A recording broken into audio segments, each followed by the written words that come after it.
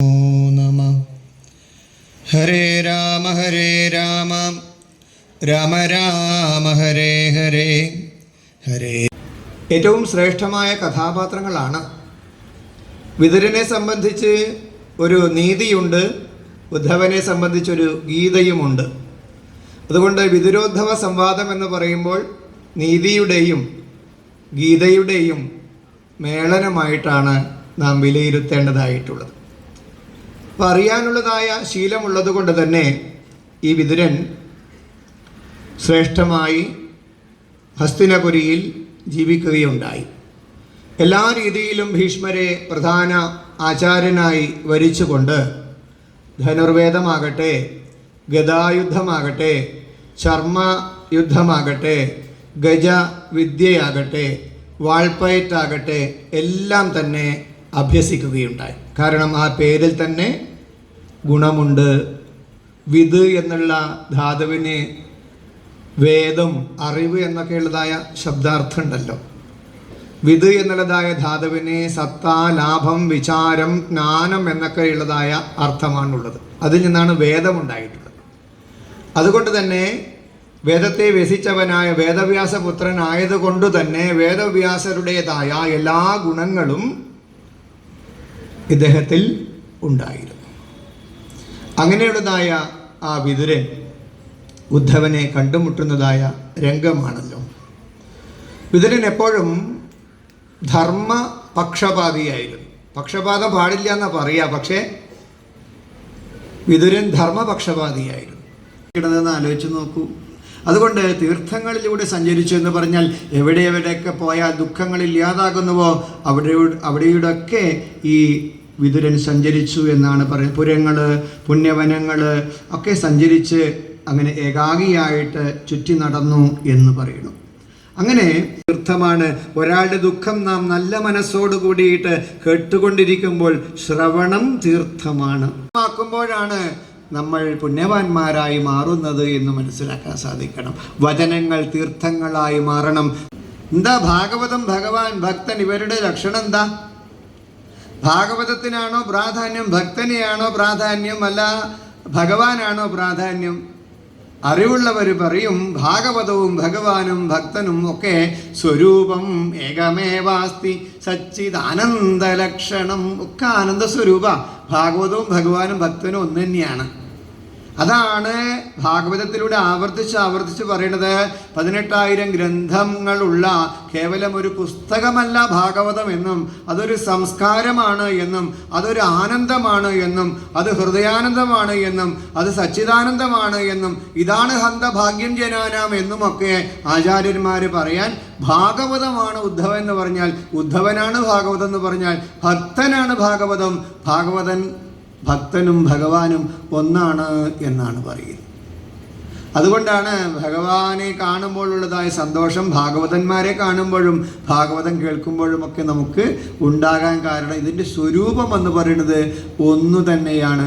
ഈ ഉദ്ധവൻ്റെ അഭിപ്രായത്തെ മാനിച്ചുകൊണ്ടല്ലേ ഭഗവാൻ ഭാഗവതത്തിലേക്ക് തൻ്റെ ചൈതന്യത്തെ ലയിപ്പിച്ചത്. ഭാഗവത മാഹാത്മ്യത്തിൽ കേട്ടിട്ടില്ലേ നമ്മൾ?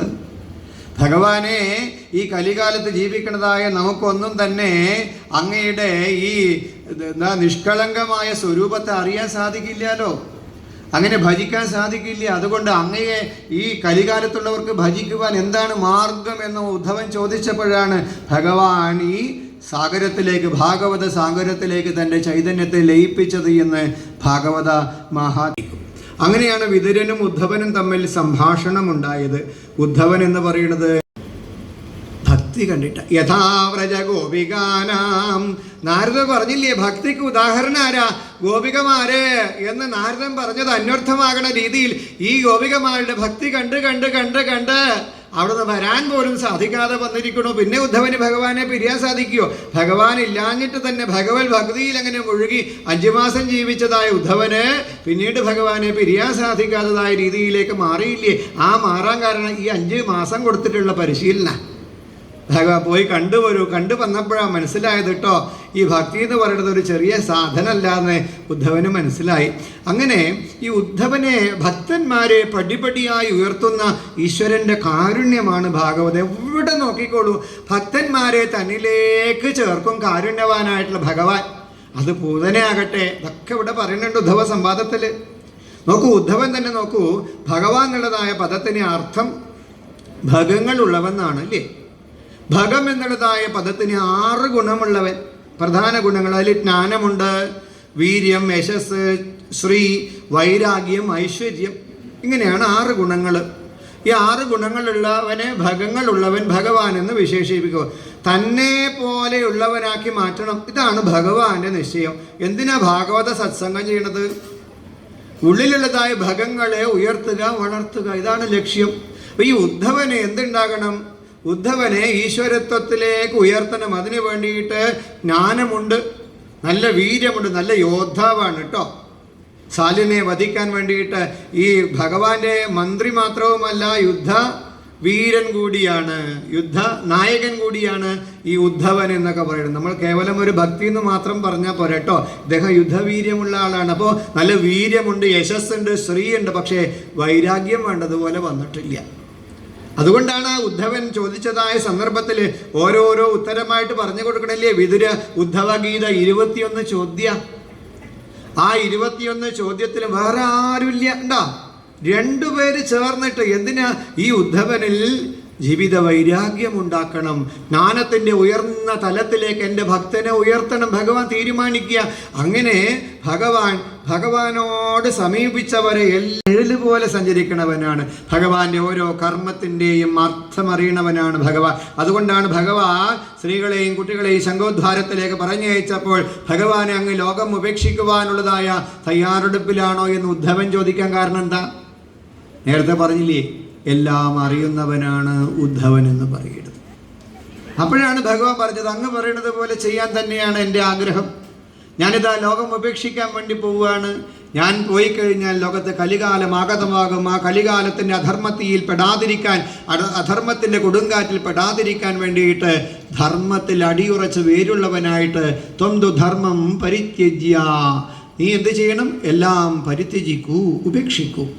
എന്നിലേക്ക് മനസ്സ് ചേർത്ത്, നിന്റെ വാക്കുകൾ എന്നിലേക്ക് ചേർത്ത്, നിന്റെ കർമ്മങ്ങൾ എന്നിലേക്ക് ചേർത്ത് ജീവിക്കൂ എന്ന് പറയുകയുണ്ടായല്ലോ. അങ്ങനെയുള്ളതായ ആ ഉദ്ധവൻ വാസുദേവാനുചരം പ്രശാന്തം, ശാന്തഭാവമാണ് ഉദ്ധവന്. ആർക്കാണ് ശാന്തഭാവം വരിക? വാസുദേവൻ്റെ കൂടെ നടക്കണാക്ക. ആരാ വാസുദേവൻ? ഭഗവാൻ. ഭഗവാനെ മനസ്സിൽ കൊണ്ടു നടക്കുന്ന ആൾ എപ്പോഴും എന്തായിരിക്കും? പ്രശാന്തം. നോക്കൂ, നമ്മളിവിടെ വളരെ ശാന്തരായിട്ടിരിക്കണു, സത്യമല്ലേ? എന്താ കാരണം? നമ്മളിപ്പോൾ ആരാണ്? വാസുദേവാനുചരം, ഭഗവാന്റെ കൂടെയാണ് സഞ്ചരിക്കുന്നത്. ഭഗവാനെ ഉള്ളിൽ വെച്ചുകൊണ്ട് സഞ്ചരിക്കുന്നവർ, ഭഗവാന്റെ കൂടെ സഞ്ചരിക്കുന്നവരൊക്കെ പ്രശാന്തം. ഇപ്പൊ ശാന്തഭാവം ജീവിതത്തിൽ ഉണ്ടാകണമെങ്കിൽ എന്ത് വേണം? ഭഗവാനെ മനസ്സിൽ കൊണ്ടു നടക്കൂ, അവർ ശാന്തരായിരിക്കും.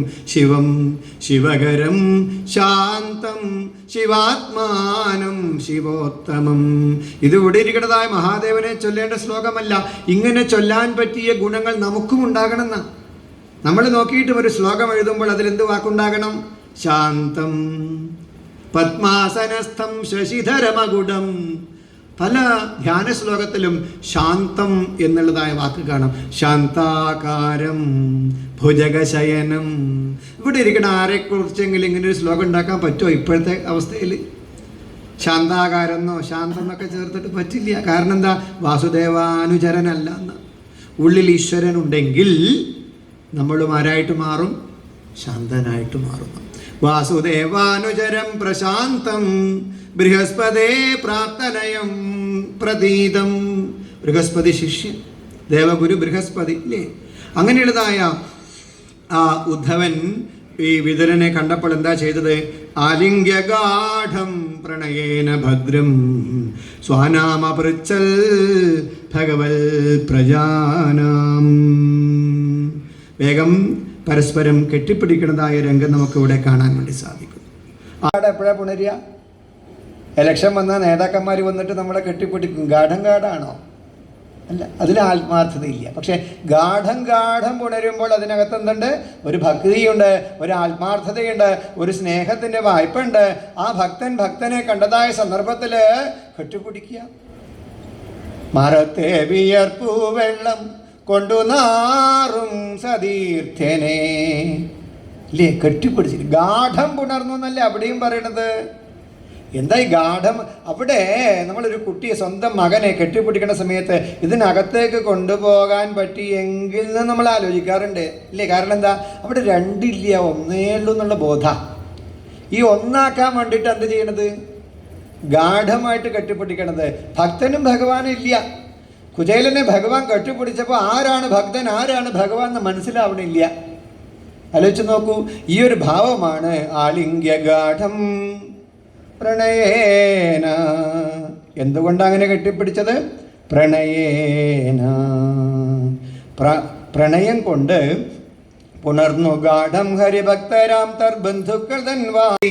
ശ്രീരാമചന്ദ്രസ്വാമി ഇരിക്കുമ്പോൾ ഹനുമാൻ സ്വാമി വന്നിട്ട് ആദ്യം പറഞ്ഞത് കണ്ടു ഞാൻ സീതയെ എന്ന്. സീതയെ കണ്ടു എന്നുമല്ല പറഞ്ഞത്. ആദ്യം എന്താ പറഞ്ഞത്? ആകാംക്ഷയെ പൂർത്തീകരിച്ചു, കണ്ടു. So no doubt at all. അതിനുശേഷം സംശയമുണ്ടാവില്ല. അതുപോലെ എന്താ പറഞ്ഞത്? കൃഷ്ണനാകുന്ന സൂര്യൻ അസ്തമിച്ചു, കാലമാകുന്ന പാമ്പതിനെ വിഴുങ്ങി. കാലമാകുന്ന പാമ്പ് വിഴുങ്ങാത്തവരായിട്ടാണ് ആരാളുള്ളത്? കാലാഹി എന്ന് പറഞ്ഞില്ലേ? കാലമാകുന്ന പാമ്പ് എപ്പോഴാണ് വിഴുങ്ങാൻ? അതുമുതൽ നമ്മെ വിഴുങ്ങാൻ വേണ്ടി തുടങ്ങി ഇല്ലേ? ആലോചിച്ച് നോക്കൂ. ഈ കാലാഹിയാണ് ഏറ്റവും വലിയ ഭയം എന്ന് പറയുന്നത്. ഈ ഭയത്തിൽ നിന്നും രക്ഷയുണ്ടാകണമെങ്കിലാണ് ഭഗവാൻ വേണ്ടി വരുന്നത്. കർമ്മഗ്രാഹം എന്നൊക്കെ കേട്ടിട്ടില്ലേ?